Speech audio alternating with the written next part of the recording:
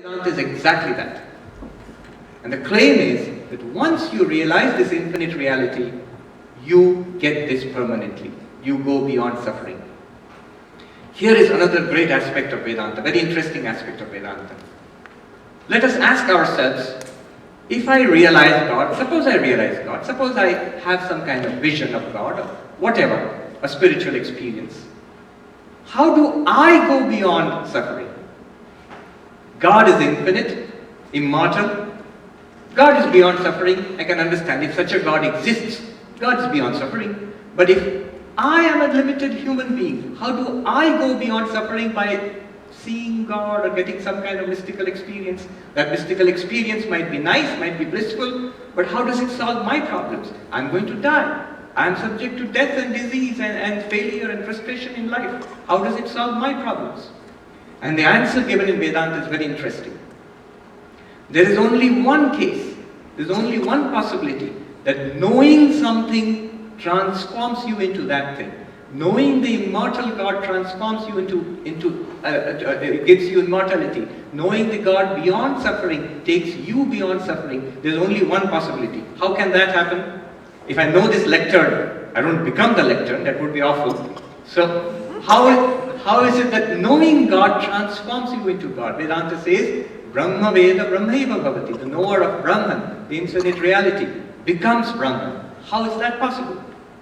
Here is the central message of Vedanta, if I may put it this way. The central message of Vedanta says, that thou art. Tat Tvamasi. One of the Upanishad, Chandogya Upanishad, is repeated 9 times. You are that. You are that infinite reality. That infinite reality is not an external reality, not an other. In the beginning of spiritual life, we conceive of God as an other. Somewhere in heaven, somewhere, but not me. As we go further in spiritual life, we discover God within, in our own consciousness. And finally, as we come to maturity in spiritual life, we find God both within and in the world outside. That infinite reality, which Vedanta speaks of, and claims that all religions speak of that reality, we, each of us, we are that one infinite reality. We just do not know it. In Vedanta, the problem is conceived of as ignorance. We are ignorant of our own reality. And being ignorant of our own reality, we identify ourselves with these limited bodies and minds, and we struggle through life. Vedanta also speaks of karma. Why do we have this life? It's because of our own karma. What happens to our life in this life is a result of what we have done in this and previous lives. And what we do in this life will determine our future existences.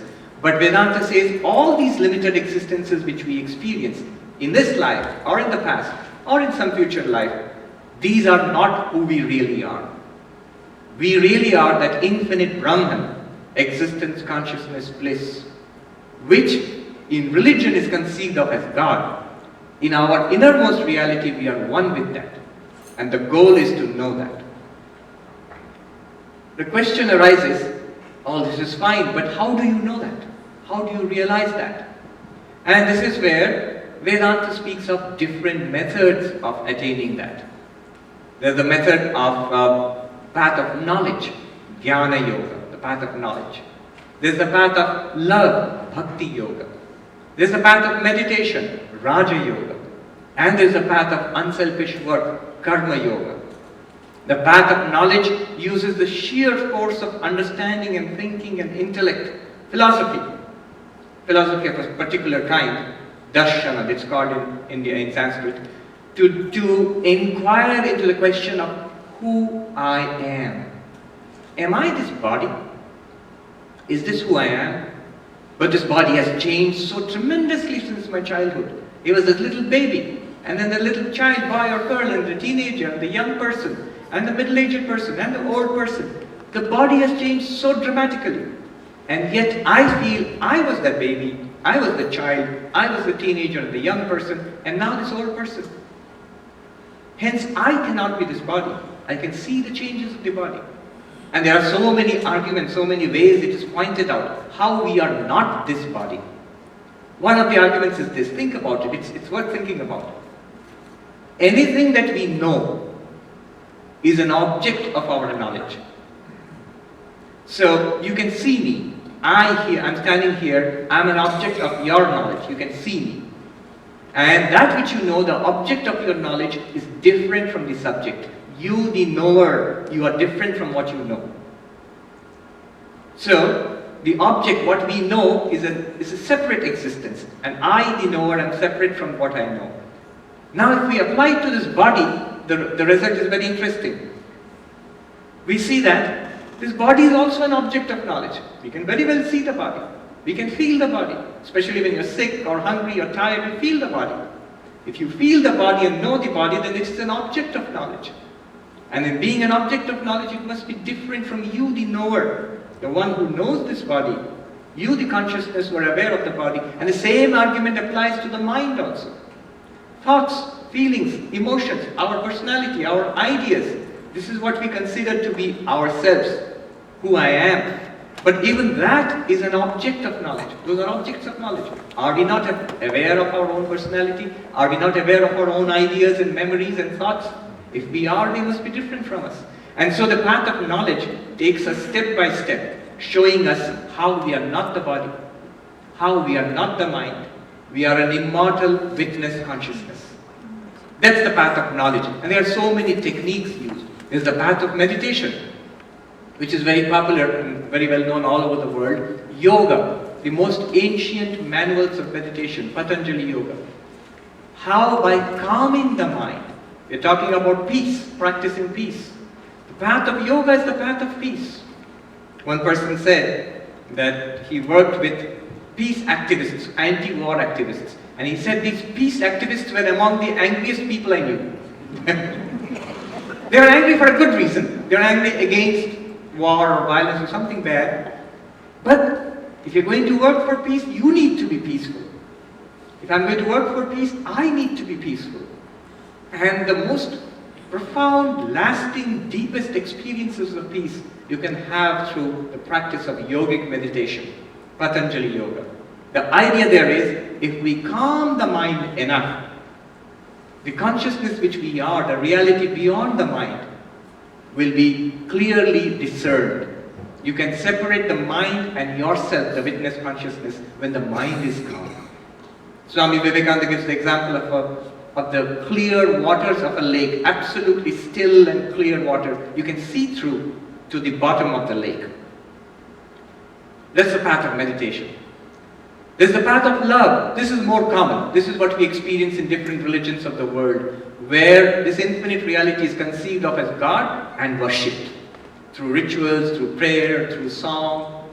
And most of the practices in different religions are this path of love or devotion, bhakti yoga. And then there's the path of service. Instead of working for ourselves, engage ourselves in altruistic action for the welfare of others as a worship of God.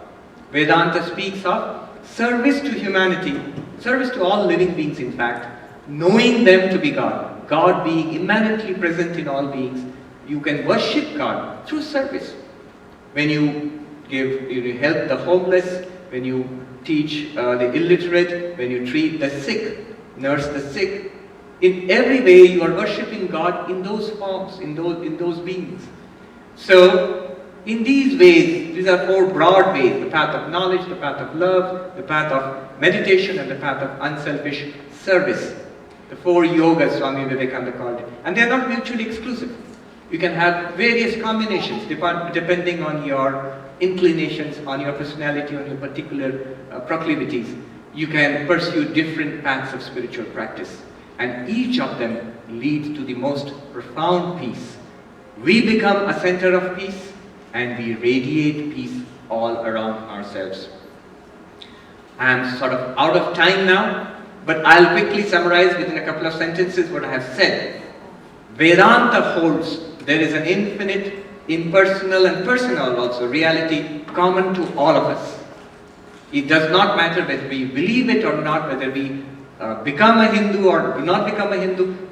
What is the Vedanta position on accepting or not accepting a religion? Swami Vivekananda said, more than 100 years ago in this country, do I wish that the Christian would become a Hindu? God forbid. Do I wish that a Hindu would become a Buddhist or a Buddhist a Muslim? God forbid. What I want is that a Christian would be a better Christian and a Hindu a better Hindu, a Muslim or a Buddhist a better Muslim or a better Buddhist. So this is the goal which Vedanta says, if all the paths are valid, this is the second point, is that all the paths are valid paths to the experience of that one reality. In that case, we can all follow these paths and we can all learn from each other, from the different spiritual traditions of humanity. They are our common heritage. Hinduism or Christianity does not belong only to the Hindu or the Christian. It belongs to all of humanity. It's a spiritual treasure of humanity. So, we can practice and we can realize God. That's the second thing. Realization of God is the goal of life. And it is what gives validity to the religions. Third, the differences of religions are all to be valued. The religions are all different paths to that realization. There's no need for conflict. And fourth, there are different paths of practice. Through knowledge or through devotion or through work or through meditation. And we can all do this and become enlightened. I'll end here, and I think we have a short question answer session now. Yes. So thank you very much. Thank you for giving me a patient hearing.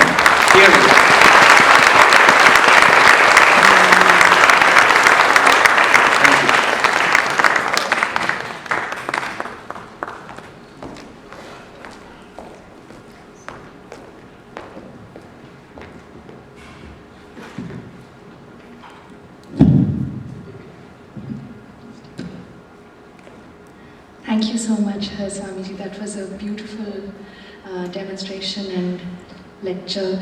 We really had a very peaceful atmosphere here. I'm sure that everyone takes away the same message that you tried to convey. So we will do a short 10 minutes question answer session. And before leaving, I will request you to sign or leave a contact for yourselves at the guest book in the front table. So starting with the Q&A, there's a microphone set up right here in the front of the door. So we will start with anyone who has a question, and you can walk up to the microphone. And be as short and specific in your questions. Thank you. I think we also have arrangement for food afterwards. Yes, you forgot to mention that. Sri Ramakrishna used to say, you can't have religion on an empty stomach. Yes, there's a question there. Yes, I want to know if there's online classes or classes which I could take to learn more. There are many different organizations today which are teaching different forms of Vedanta. In our particular society, the Vedanta Society of Southern California, we have a YouTube channel. So you could listen to the talks there. They are video recorded. You just have to search for the Vedanta Society of Southern California on YouTube. So some texts of Vedanta have been taught in their entirety. Those texts are openly available on the internet. So one can actually sit with the text in hand and listen to the teachings and learn as we go along. Yes, one can do that. Okay, thank you. Thank you. Are there any other questions? Give me a difficult one. Yes. Do come up here. Oh, I'm pretty loud, I think. Okay. Yeah, to reach you. I came from a very strong religious background. My father was all the time he was playing, khol, kortal, those kind of. A Vaishnava religious background? Vaishnava? Vaishnava, yeah. And is there any conflict between? He always used to refer to Bhagavad Gita. Yes. And so, is there any conflict between Vedanta and Gita? Because you never mentioned about Gita. Right. So is there any conflict between Vedanta and Gita? Of course not. In fact, it's a good occasion to tell you about the central texts of Vedanta. If you want to learn Vedanta, what are the canonical texts? What are the root texts? The source of Vedanta, as the name indicates, is the Veda.